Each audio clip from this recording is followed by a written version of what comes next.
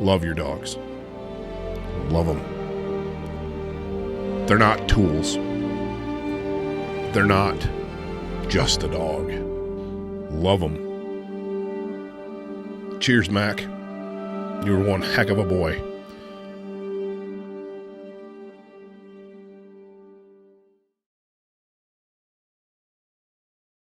I think we better do it.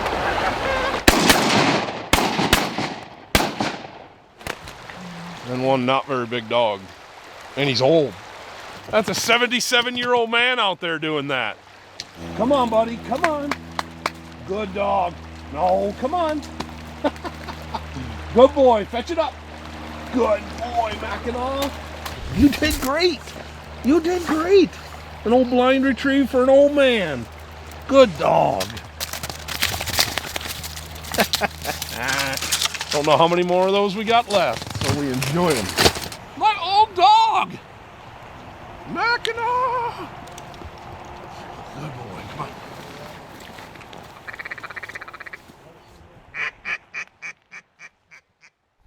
It was the end of an era yesterday here at Wingmen. The dog that built the brand, Mackinaw, this brand would not have been possible to create without Mackinaw. And you're going to have to forgive me because it's definitely going to be an emotional podcast.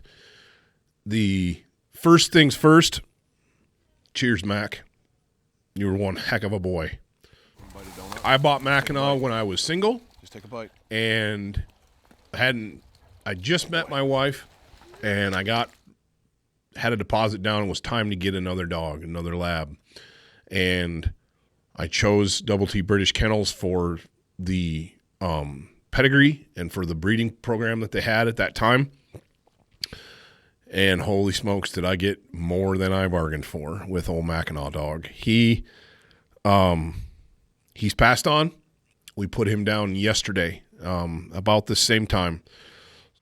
I would be lying if I said that he's just a dog. You hear that? Oh, it's just a dog. It's just a dog. BS. It's never just a dog. Our dogs are, not only are they part of what we do as hunters, and if you're on the fence about hunting, I want you to hear my words. I want you to listen to this. Our dogs are not just tools. They are not just a dog. They're family. Mac was obviously helped build the Wingmen brand. Like I said earlier, without him, this brand wouldn't have taken flight. No pun intended. Because I wouldn't have had a dog and to use on these hunts. Good morning, Wingmen. It is opening day of the 2018 season. First split here in Wyoming. We've got a little flooded cornfield. Should be awesome. Should be absolutely awesome. There's been a pile of ducks in here. We got a crew of guys. We're going to get after it. Stay tuned. Hopefully we bring you a great hunt.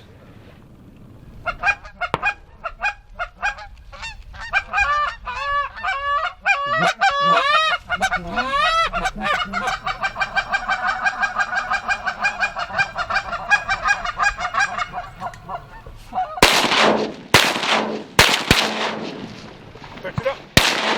Fetch it up.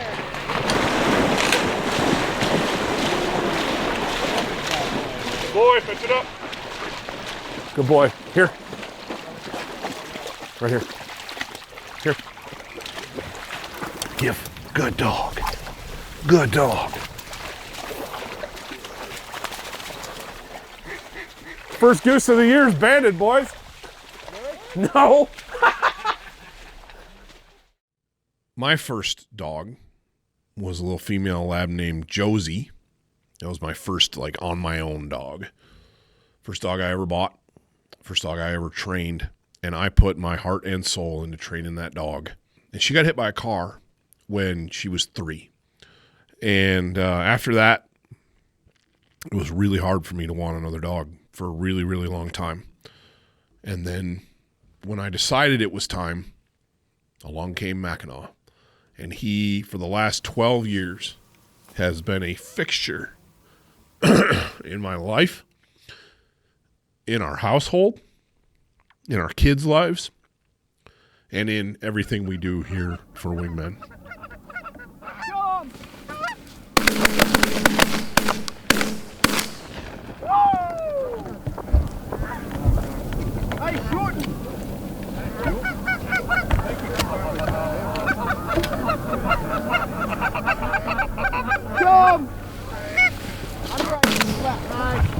Nice shot.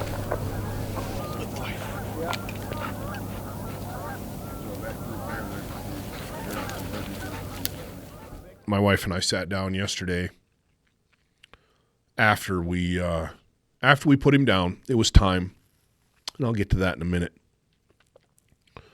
We sat down. We started going through video on YouTube. You guys can go check out all the videos. He's in them.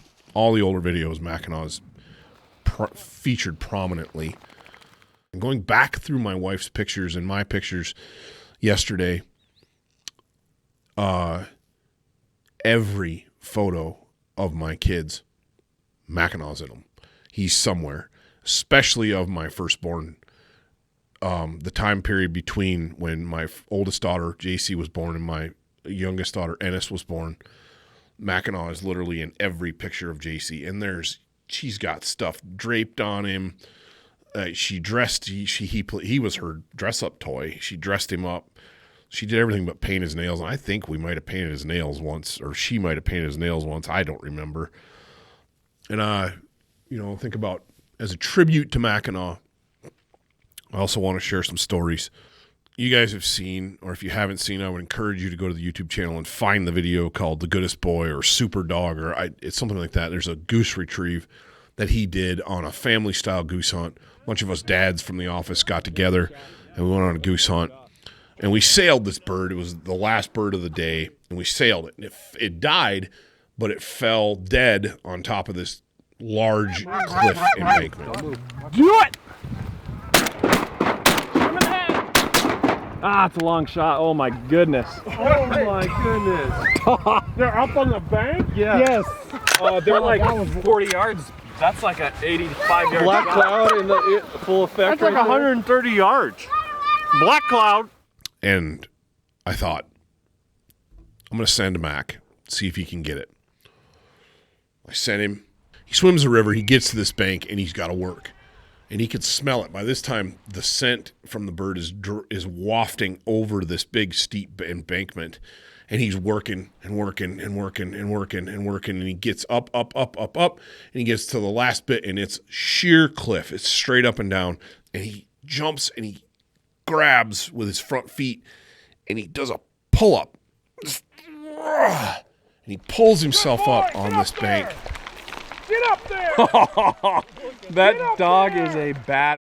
Get up there! Good boy! Good boy, Mackinaw! Good boy! Over! The next time I see him, he's coming back with a goose in his mouth. Good boy! Oh, look at him. What a champion. He's like, how the hell am I going to get down here? And here he comes.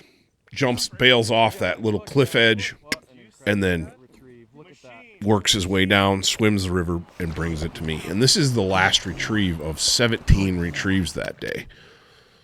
All geese.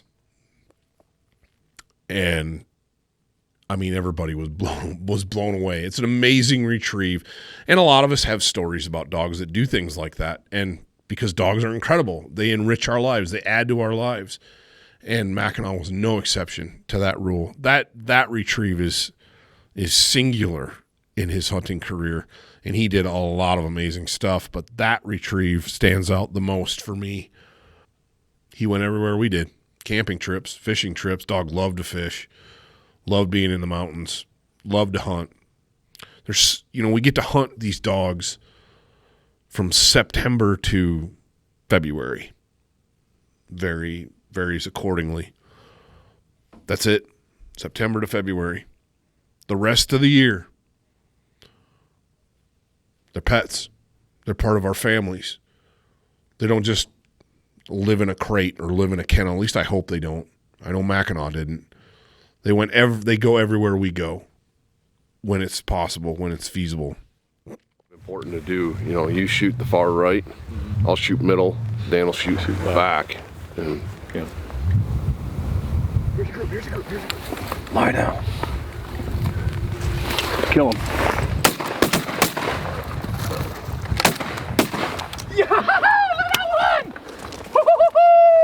Get some! Yep.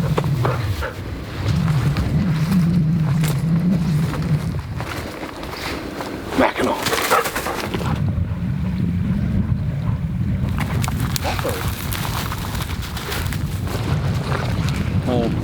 Home. Give. Good dog.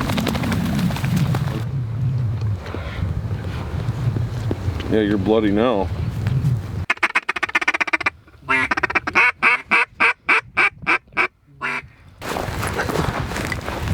He's like, I ain't going hunting anymore. He's like, get off me. Yeah, ever since our dog died growing up, I mean, I grew up with it. Just a house dog. It was squirrel hunting and stuff, but I was like 3. I didn't know any difference, and we got her, and then she died when I was like 15. Personally, I don't ever want a dog again. Right. Like, I don't. Just breaks your heart. Yeah, I just don't like it. I told Ike the other day, I said, the only one that doesn't break your heart is the one that you don't outlive. Yeah, exactly. All the rest of them will break your heart. Whatever you have, that you're going to go through the same stuff, and I'm sure most of you have already, where you lose a dog. Whether it's to a tragic accident, like my Josie girl, or it's one living a full life and then coming to an end like Mackinaw did yesterday. Embrace it. Don't shy away from it. And don't let it be an excuse for you to not buy that dog, to not train that dog, to not invest yourself in that dog. Because what you get out of it in experiences and in memories and in just everything outweighs the hurt. Mackinaw, you were a phenomenal dog. Phenomenal dog. Guys, do the best you can with your dogs, but give yourself and them some grace. Love them. They're not tools. They're not just a dog. So, that's probably enough about that. Love you, buddy. Here's to Mackinaw.